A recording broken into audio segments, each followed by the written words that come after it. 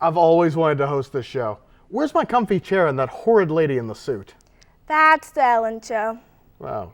Well, then what are we on?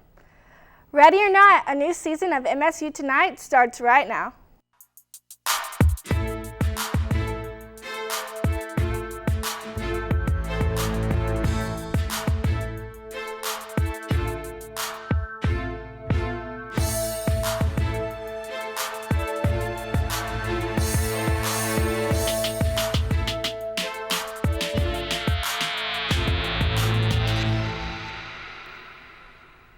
Hey, and welcome to MSU Tonight. I'm Adam Ashlock. And I'm Madison Miller.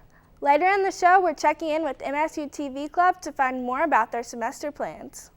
They're also going to help Madison finish a definitely accurate Lego set. Right now, it's time for Hot Topics. Our first hot topic this evening is Family Weekend, a yearly tradition here at Murray State. It takes place this weekend between the 13th and the 15th.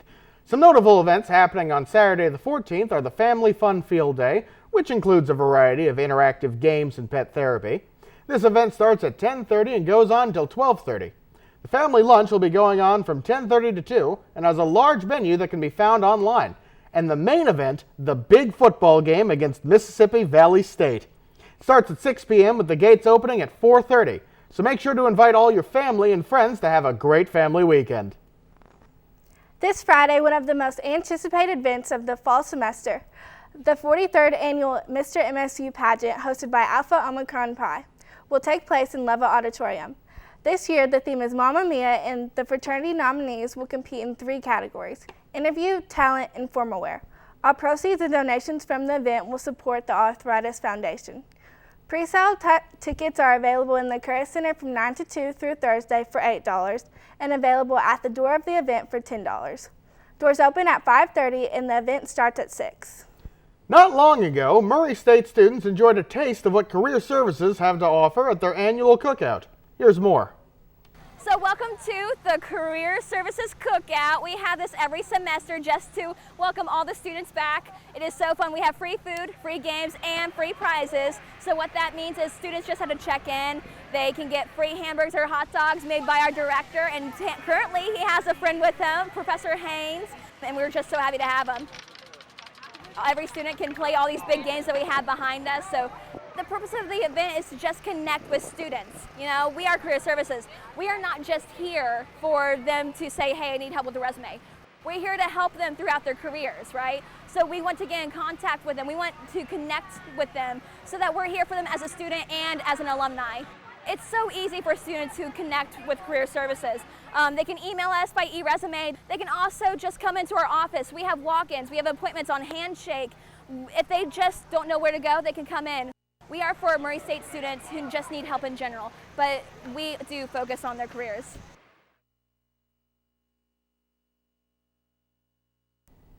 And that's a wrap for Hot Topics. When we come back, TV Club will join us in the studio. We'll find out if they actually make for good television or if they fall just short of their name. Stay tuned. Welcome back to Clubs on Campus, the part of the show where we get to shine a light on MSU clubs you may or may not have heard of. Our guest this evening is the current Vice President of TV Club, Gray Hawkins. Hi. Okay, so we're going to be building a Lego set. How would you rate your Lego skills? 7 out of 10. Okay, well that's much better than me because I didn't understand this part. So yeah. You just get building? Yeah. What would you say, what do you do in TV Club? Well, I just kind of help the other officers, idea generation for what we do in our clubs, getting things worked out, and also like collaborating with other clubs and organizations. What is your favorite project you've done with TV Club? Last year we did a short film called Campus Conspiracy, I think, and it was like an alien thing, and it just turned out like really, really funny, and I enjoyed doing it. Okay, how about I grab the pieces and then I hand them to you? Awesome. I think that's good. Okay. What are some of the things you're looking forward to this year? Well, I mean, obviously I'm looking forward to being like a member of the club and like getting to be in an officer position, but I look forward to like making new skits, trying to get more in depth with like teaching our members like how to do certain things, like use the cameras and write scripts and all that fun stuff. What are some of the things people learn how to do in TV Club? Well, how to like use cameras and audio equipment like the mics and the boom mics, and also like getting to be on screen doing acting, and then some video editing when we have time. So it's all the kinds of stuff that go into like making skits and other short form content. Oh my goodness, we need the stickers. Does it say certain ones? 461. Okay. How would you rate your sticker placing skills? But worse. You want to do the stickers? Yeah, I'll do the stickers. Awesome. You think they're supposed to go on the outside or on the inside? On the inside. You think? Probably. I've never built a Lego set with stickers. I've only ever built 2 Lego sets. Usually the stickers are only for the ones that are like hot rod cars and you put the flames inside. Okay, it's gonna have to go on the outside because Okay. there's no way. All right. Let me see.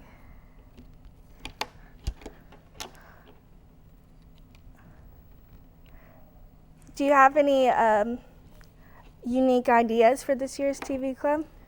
I mean, it's always like in talks and it's always evolving because we really need to just like week to week think about how many people are coming, what can we feasibly do with like, I mean, it's at 6 o'clock, so sometimes the sun's gone down, so we can't really film outside. But yeah, I think we usually do a film festival about halfway through this semester. That's like we'll split up into 2 groups and do 2 bigger short films, and those are always really fun. So I'm excited to see what our members come up with this year.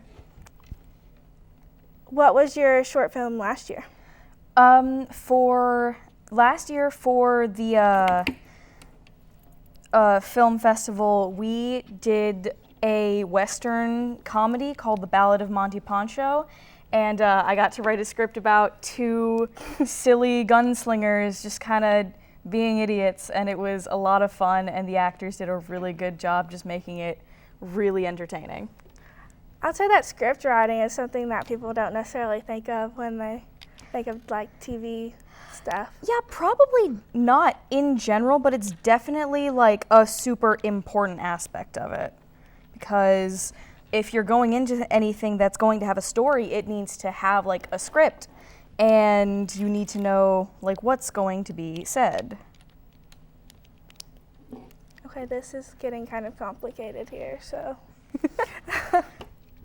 I understand perfectly. It's like a door. Yeah. Okay. What would your dream film job be? Man, I think it'd be super cool to be like the lead producer director on like an indie film, something that's like low budget, but it's got enough like passion project behind it to get to actually make something really fun. Is there any like random ideas you have up your sleeve that you're like, I would make that if I could? I think I'd love to do like a Appalachian religious horror film one day. Just, I really like stuff like that, and I have lived in Appalachia since I was about like 8. So yeah. Oh, I didn't realize you were from Appalachia. It's funny because yeah. I didn't realize people called it that either until this year. Okay.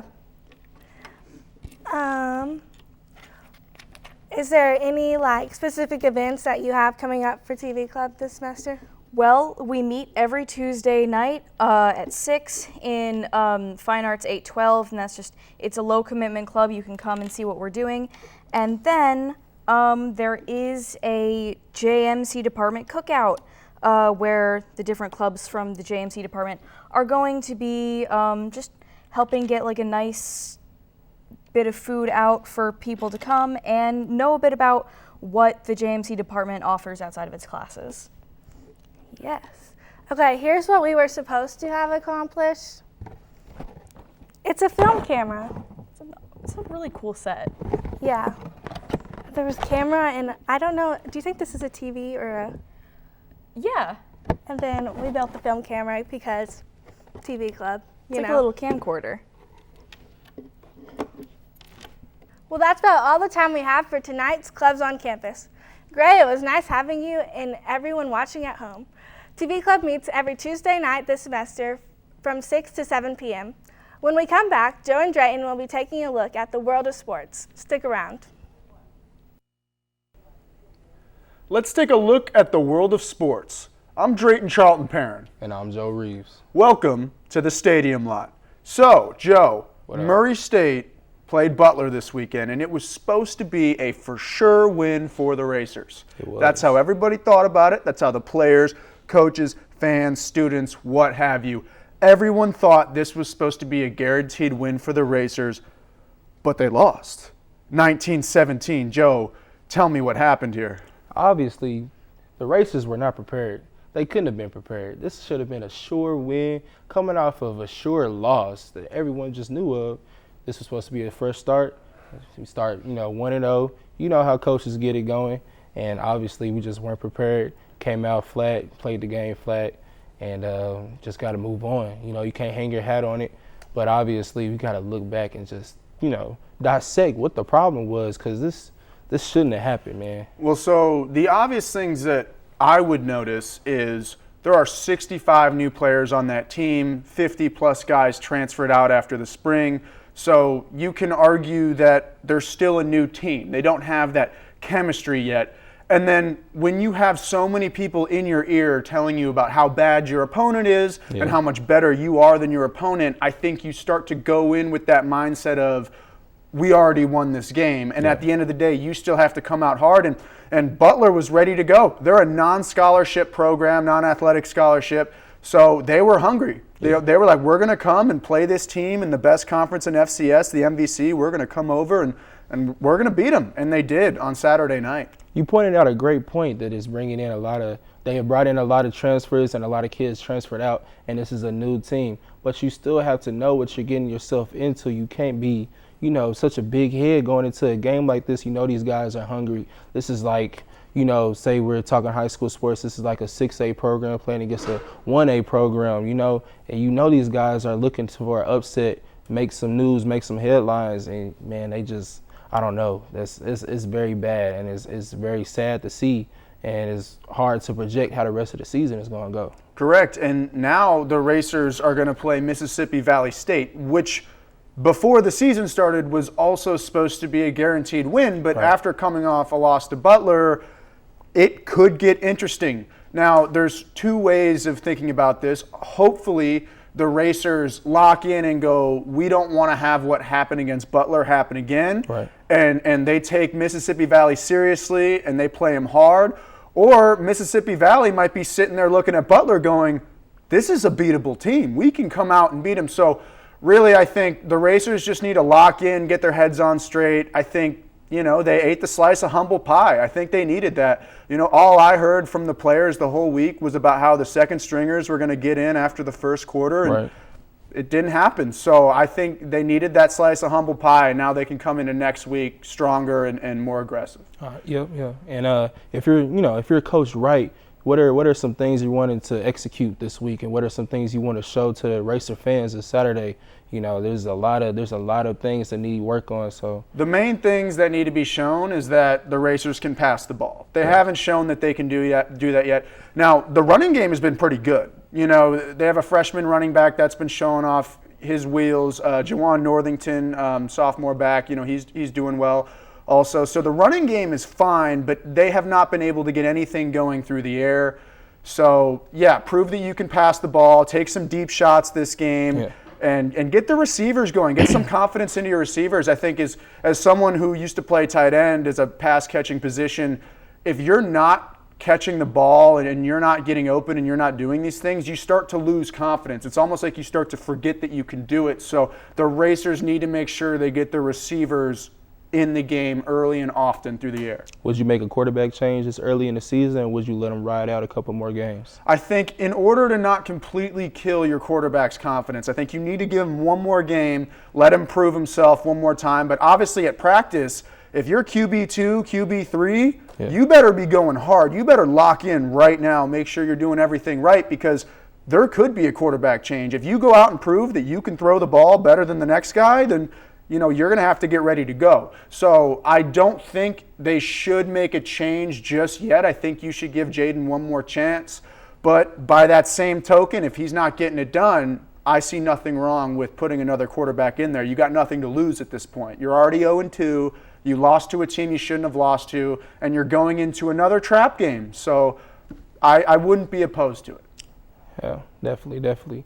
Murray State also Murray State also wasn't the only thing that, experienced some trouble this past Saturday. Racer 1 got into an accident. So you were at the game. Could you elaborate on what happened? Yeah, so Murray scored their first touchdown of the game, and I was sitting there thinking, okay, when is Racer 1 going to make his lap around the field? And he never did. And what I learned after the game was that Racer 1 ran off, and there were police cars chasing Racer 1. I'm not entirely sure on the details, but that's about what I heard. That's wild. So, that's wild. Quite interesting. That's wild. But I think that's all the time we have. You want to wrap it up? Yeah, that is all the time we have for today. We appreciate you tuning in. I'm Drayton Charlton Perrin. I'm Joe Reeves. And this has been the Stadium Lot. That's all the time we have for this evening. Be sure to check out MSU Tonight on youtube.com/MSU Tonight. And be sure to join us here next week. Same time, same place, same class. Good night, everybody.